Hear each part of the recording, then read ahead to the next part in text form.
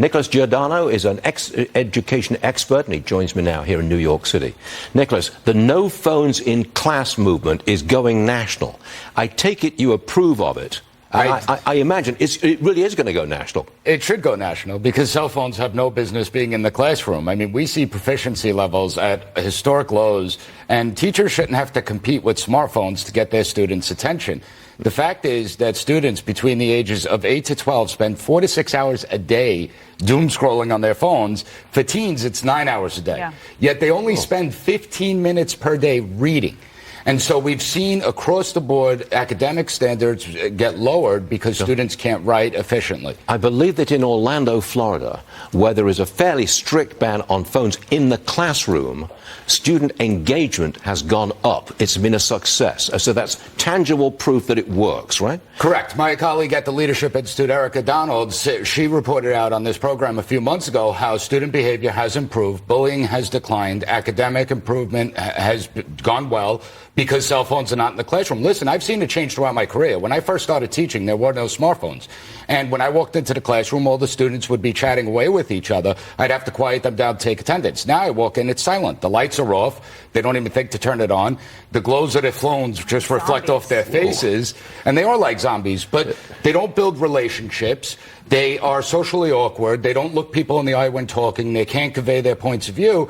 And you see the social damage, the development that has been inhibited because of smartphone usage. So it's up to us as leaders and parents to say enough is enough. We have to get the phones out of the classroom. This is fascinating. Next one, though, Nicholas. Dr. Fauci has admitted that keeping schools closed during the pandemic was not a good idea. Roll tape.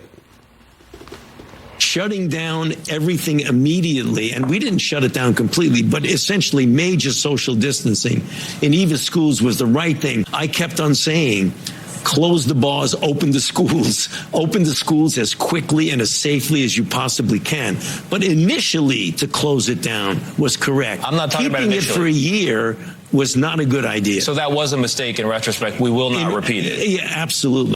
So it was just the length of time that they were closed for that was the big problem. Well, and that's a lie. I mean, I'm not going to allow the Dr. Fauci's and the Randy Weingardens of the world try and go push their revisionist history. If Dr. Fauci wanted the schools open and made that advisement, the schools would have been open. Now, understand, Europe never shut down their schools. Their students attended in person without masks, and they still learned.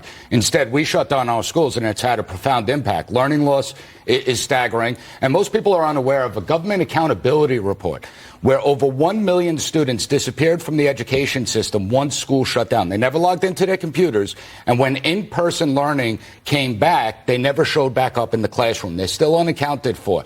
And the Dr. Fauci's and the Randy Weingardens of the world condemn them to a life of poverty because we know without education you will not succeed. Well, Randy Weingarten, teachers union head, she was in cahoots with the White House, Joe Biden. I mean, big pals with the president. They're the ones who kept it closed for a very long time. Nearly 2 years in some cases, particularly in the most vulnerable communities. And they made the assumption that everyone comes from responsible households and that the children are still going to be learning, but they're not. We know from a Brown University study that proficiency, students that attended virtually, they're 13 percentage point lower than students that attended in person. And listen, we're in a global competition around the world in innovation, engineering, medicine. How are we going to compete with countries like China when we continually drop and lower the standards and simply cycle students through a failed system? Right. We need to up our game as other countries are raising their standards. And unfortunately, we as the American people have to pick up the pieces. Dr. Fauci and all of them should be held accountable for what they did. Nicholas Giordano, thanks for being with us today. Appreciate it.